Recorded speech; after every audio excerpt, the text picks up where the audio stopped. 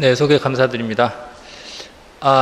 바로 이어서 중독 문제를 좀 말씀드려야 되는데 아마 여기 계신 선생님들하고 직접적으로 많은 관련이 있을지는 모르겠지만 저한테 주어진 주제가 이 중독 문제인데요.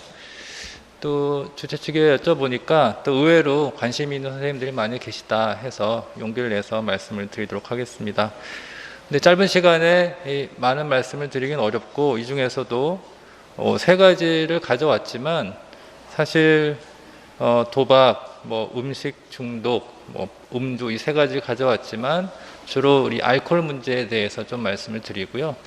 나머지 도박이나 이 폭식 문제는 간단하게 포인트만 말씀드리도록 하겠습니다. 사실 코로나 때문에 저희가 굉장히 고통 중에 있는데 모든 생명체가 이렇게 플레저를 추구하고 고통을 회피하고자 하는 게 우리가 삶의 어떤 방향이라면 우리 인간도 크게 다르지 않는 것 같습니다. 그래서 중독 문제가 멀리 있는 것 같지만 사실은 우리 삶 속에 그대로 녹아 있고 이 플레저, 즐거움, 쾌락을 추구하고자 하는 극단적인 행동 그리고 이런 고통을 회피하고자 하는 또 다른 극단적인 행동의 총체가 이런 어딕션 문제하고 연결되어 있기 때문에 이 어딕션은 우리 삶 속에 항상 있고 또 우리 주위에 항상 있고 선생님들이 보시는 환자 속에도 항상 존재해 있다는 것을 보시면 아주 멀리 있는 문제는 아닌 것 같습니다. 이 어딕션의 문제를 예전부터 다뤄왔지만 이 중독이라는 어딕션이라는 용어 자체가 상당히 개념 자체가 브로드합니다.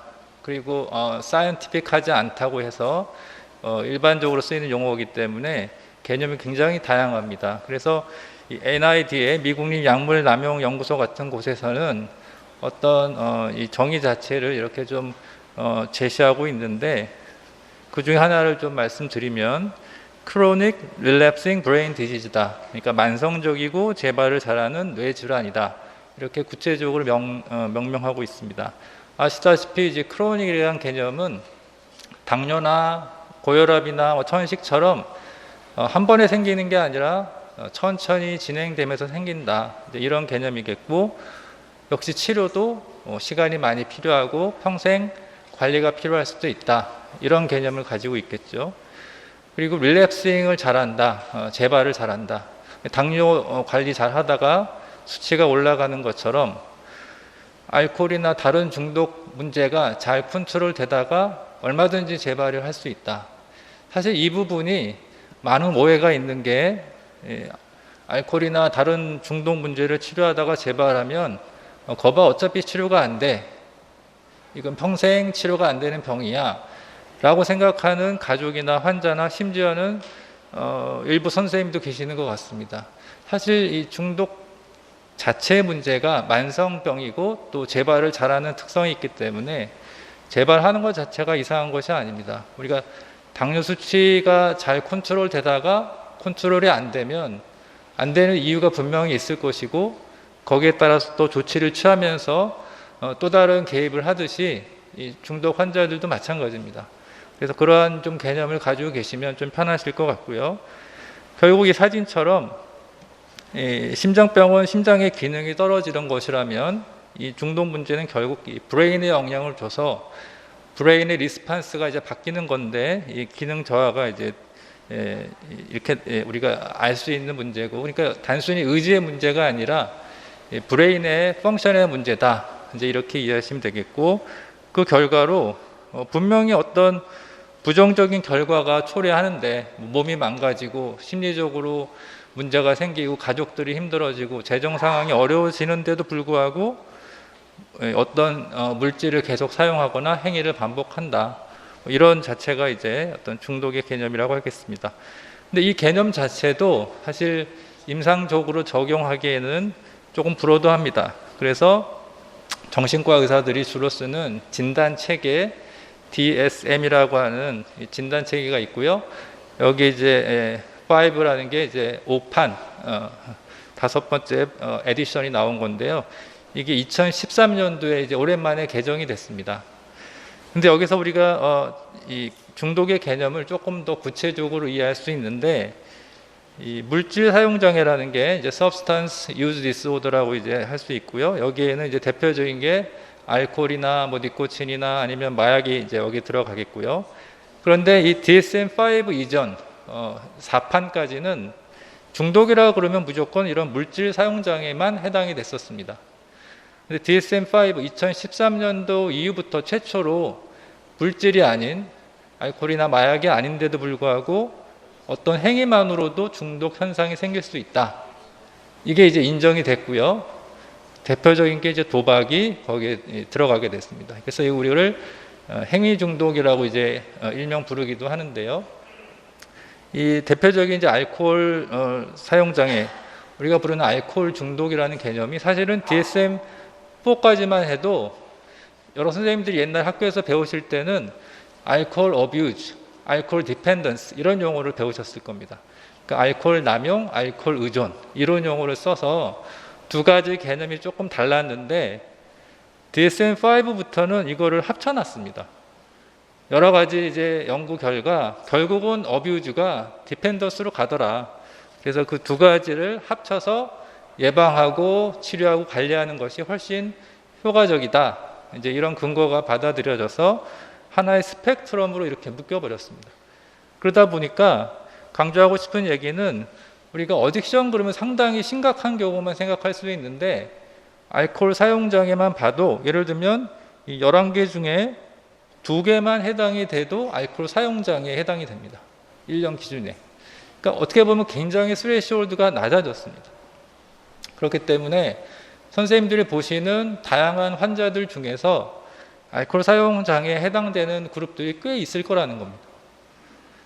이것들이 이제 낮은 정도의 어떤 예를 들면 뭐 11개 중에 2개 이상만 되면 그러니까 이렇게 진단을 붙일 수 있기 때문에 2개, 3개, 4개 이런 분들이 결국에는 그 이상 5개, 6개 이렇게 진행할 수 있는 위험이 있기 때문에 비교적 이렇게 시비리티가 낮은 단계에서부터 개입을 할 수 있으면 훨씬 더 많은 도움을 줄 수 있지 않나 이런 생각을 할 수가 있겠고요.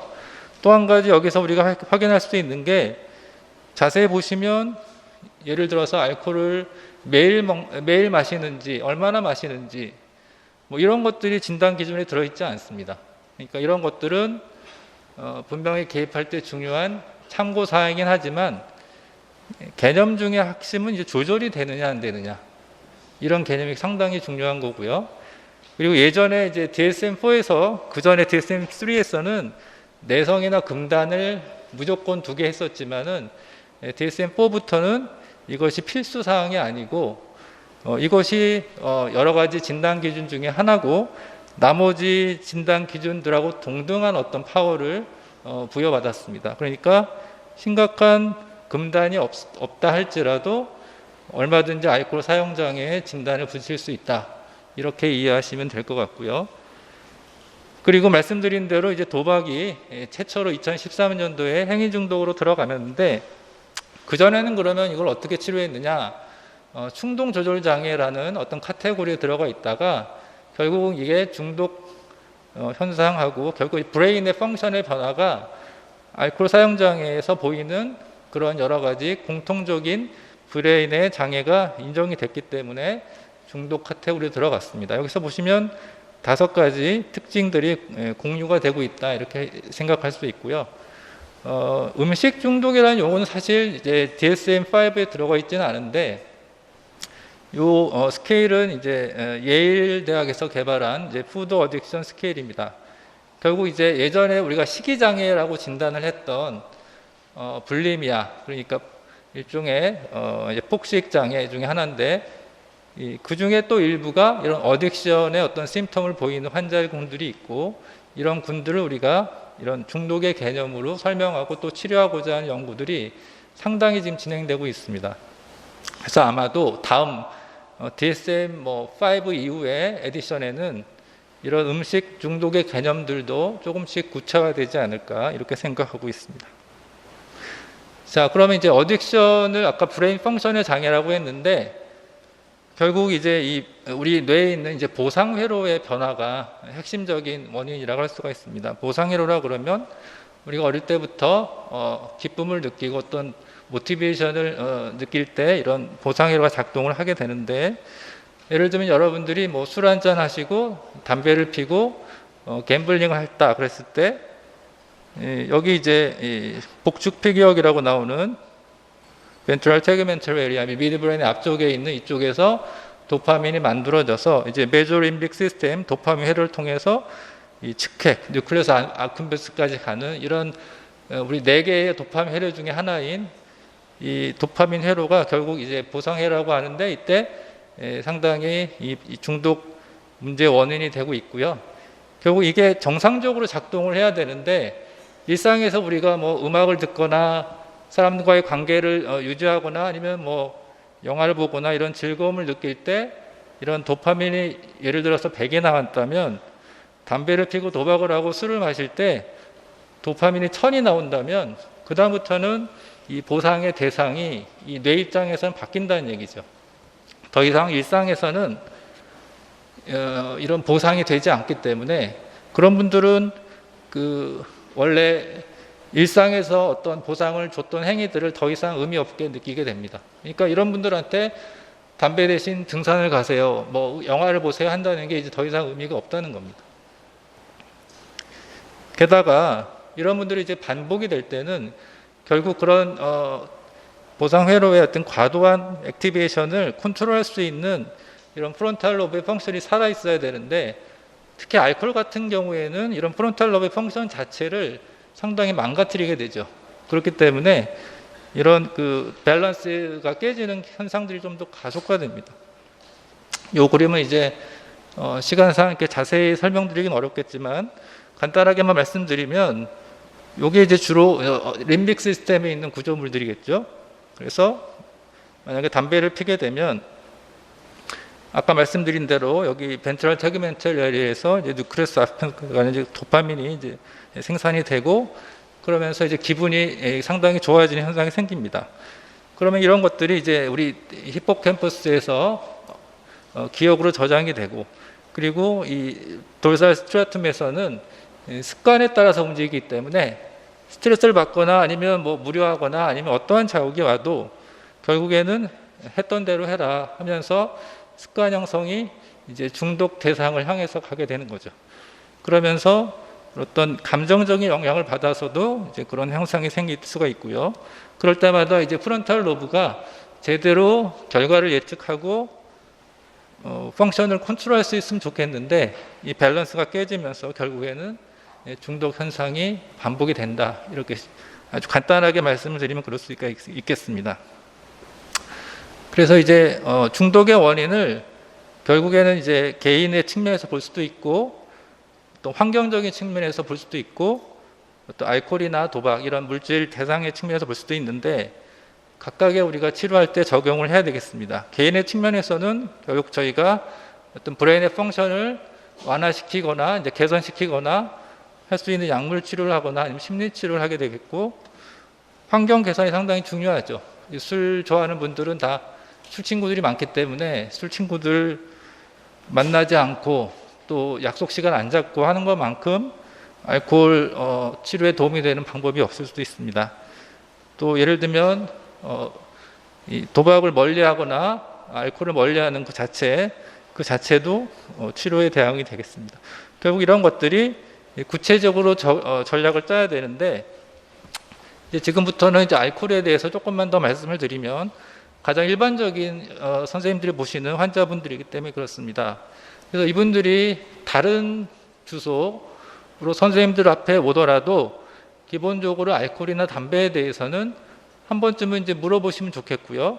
그리고 이런 것들이 건강한 패턴으로 아니면 어떤 문제가 있는 패턴으로 사용이 되는지에 대해서 한 번쯤은 이제 의심을 하고 질문을 하시면 어떨까 이런 생각이 들고요. 그리고 이때 몇 가지 확인할 수 있는 중요한 팁들은 결국 이제 뭐 충동적인 행동을 했다거나 심지어는 폭력적인 행동을 했다거나 아니면 블랙아웃이 있다거나 이런 것들이 되겠고, 대부분의 알코올 아니면 중독 환자분들이 한 50에서 60% 정도가 패밀리 스토리가 있습니다. 그래서 이런 분들을 가족력을 조사해 보면 좀 참고가 되겠고요. 그리고 이제 정신과에서는 이제 선별 스크리닝 도구들을 쓰는데 뭐 이런 것들을 굳이 쓰지 않더라도 간단하게 뭐 물어볼 수 있는 툴들이 있습니다. 예를 들면 여기도 나오지만 얼마나 자주 마시는지 또는 양이 어떻게 되는지 뭐 이런 것들만 몇 가지만 물어봐도 이분들이 문제가 있는지 어떤지를 확인할 수가 있겠고요. 특히 제일 중요한 것들 중에 하나가 제가 볼 때는 이 수면 문제라고 할 수가 있습니다.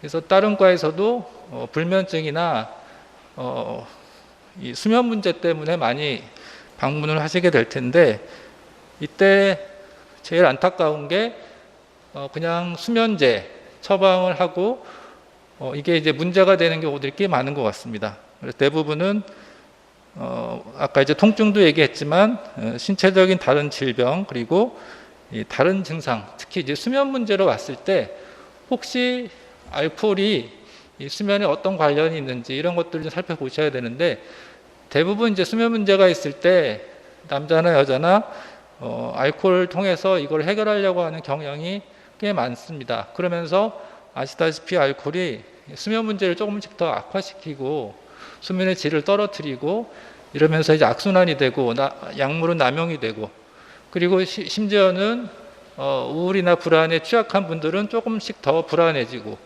우울해지는 경향들이 생기면서 걷잡을 수 없이 여러 가지 문제가 확산되는 경우들이 많고요. 그리고 이제 블랙아웃 같은 경우도 그렇고 인지 기능이 떨어지거나 아니면 이제 어릴 때 있었던 이런 ADHD 문제가 결국에는 성인이 되면서까지도 지속되는 경우가 한 50% 되거든요. 그래서 어릴 때만 있었던 뭐 산만하고 충동적이고 집중력이 부족한 친구들이 그런 친구들은 사실 눈에 금방 드러나는데 성인이 될 때까지 이제 조용하게 집중력만 떨어져 있는 친구들 이런 경우에는 잘 모르고 넘어갔는데 나중에 보면 알코올 문제라든지 충동적인 행동을 하는 그런 경우들이 꽤 있습니다. 그래서 뒤져보면 이런 성인 ADHD 개념으로 설명하면서 도움을 받는 경우들이 꽤 있습니다. 그리고 이제 다른 중독, 알코올인데 또 도박을 한다든지 또 담배를 많이 핀다든지 이런 문제들이 같이 있는 경우들이 있고요. 그래서 결국은 이제 우리 환자가 그런 문제가 있구나라고 한다면 그때는 이 환자가 중독인지 아닌지가 중요한 게 아니고 이 알코올로 인해서 분명히 피해가 있고 문제가 있구나. 그래서 어떤 중독이라는 네이밍이 중요한 게 아니고 그 피해를 하나씩 도와주는 게 중요하고요. 오히려 네이밍을 하게 되면 반발을 하거나 저항이 생길 가능성이 상당히 높습니다.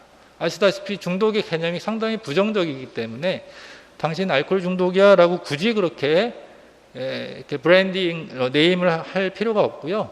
알코올 문제로 생긴 여러 가지 피해들을 하나씩 도와준다는 개념으로 접근하시면 오히려 환자분들도 편하게 도움을 받을 수 있지 않을까 생각이 들고 근데 이제 중요한 거는 그럼에도 불구하고 임상가가 판단해야 될 부분은 결국 이분이 알코올을 컨트롤할 수 있는 분인가 아니면 그게 불가능한 어떤 중독의 개념으로 설명을 해야 되는 분인가 이 부분을 판단하는 게 상당히 중요합니다. 그래서 결국엔 이제 절주가 안 되는데 술을 분명히 끊어야 되는데도 불구하고 계속 컨트롤만 시도하는 환자분들 같은 경우에는 실패할 수밖에 없기 때문에 이런 분들에 대해서는 정신과 쪽에 리퍼를 하신다든지 그런 노력이 좀 필요하실 것 같고요. 결국에는 이런 분들한테 이제 아까 말씀드렸지만 중독 문제라고 불리는 것에 대한 두려움이 있기 때문에 좀 편안하게 받아들일 수 있도록 첫 만남이 상당히 중요할 것 같다는 생각이 듭니다. 그리고 그렇기 때문에 그것 때문에 뭐 중독이다 아니다 논쟁을 피하고 즉시 어떻게 하라 이렇게 반응을 하기 전에 제일 중요한 게 어떤 피해에 대해서 묻고 이런 문제가 있다고 할 때 환자의 반응을 좀 평가하시는 게 상당히 중요합니다. 이게 정신과에서는 이제 동기화 상담이라고 하는데요. 예를 들면 환자가 변화를 추구할 때는 5단계가 있고요. 그 5단계를 통해서 변화를 할 수 있다 이렇게 생각하고 있기 때문에 굳이 어떤 중독의 문제가 아니더라 할지라도 뭐 당뇨에 필요한 운동을 권장하거나 아니면 시기 조절을 하거나 할 때도 이 변화가 필요한 거죠. 그러면 이 변화의 단계는 자기 문제를 전혀 모르고 인정하지 않는 이런 숙고전 단계, 그러니까 프리 컨템플레이션 단계부터 자기 문제를 조금씩 고민하는 단계, 그리고 구체적으로 그걸 어떻게 해결할까 준비하고 결심하는 단계, 그리고 실제로 그런 문제를 다뤄야 되겠다 결심하면서 실행하는 단계, 그리고 그 실행하지만 또 됐다 안 됐다 재발도 하지만 결국은 잘 유지하는 단계, 이런 5단계를 통해서 사람의 행동이 변화하기 때문에 제일 중요한 거는 내 앞에 있는 내 환자가 어떤 단계에 현재 있는지 거기에 따라서 접근 방법이 달라진다는 겁니다. 예를 들면 전혀 자기 문제를 못 느끼는 환자한테 여러 가지 치료 방법으로 개입을 한다는 게 별로 의미가 없다는 겁니다. 그런 경우에는 간단하게 어떤 정보를 제공하는 것만으로도 분명히 의미가 있고, 결국에 2단계에 있는 환자들은 그 다음 단계로만 가는 것이 중요한 목표가 될 수 있거든요. 그렇게 해서 계속해서 팔로우를 하면서 단계를 높여가는 게 가장 적합한 치료 방법이라 할 수가 있겠습니다. 그래서 이럴 때는 술을 마셨을 때 어떤 점이 좋았나 이렇게 물어보는 게 상당히 중요합니다. 분명히 아까 보상이 있었다 이렇게 말씀드렸지만 분명히 이득이 있었기 때문에 술을 마셨을 거고, 동시에 술 때문에 손해본 거에 대해서 하나씩 이제 물어보면서 결국 이쪽이 많기 때문에 어떤 도움이 필요하다, 개입이 필요하다 이렇게 설득할 수가 있겠죠. 네, 정리하도록 하겠습니다. 그래서 이렇게 5단계를 돌면서 문제를 해결하는 과정으로 가는 게 이제 변화의 단계 개념이라고 할 수가 있겠습니다. 이제 짧게 한 1, 2분 정도에는 이 폭식이나 도박도 마찬가지인데 어떤 단계에 있는 환자인지를 평가를 하고 개입을 하면 좋겠고요. 특히 이 폭식 문제에 있어서는 이런 유형을 판단하는 게 도움이 됩니다. 그래서 아까 얘기했던 ADHD 같이 충동성이 강한 환자인지, 아니면 매일 다이어트를 하고 칼로리를 재고 체중을 재면서 강박적으로 접근하는 환자인지, 아니면 감정적 허기를 우울증이나 불안증 때문에 식이장애로 넘어간 환자인지, 아니면 혼합형인지, 이런 것들을 판단하는 게 상당히 중요하고, 공존질환이나 이런 것들을 통해서 판단하고 그 유형에 따라서 약물 치료나 어떤 이 개입이 좀 달라질 수 있습니다. 그래서 ADHD, 디프레션, OCD, 어딕션, 아까 이제 알코올도 날트렉손이라는 약이 있는데 이런 것들이 상당히 도움이 될 수 있고요.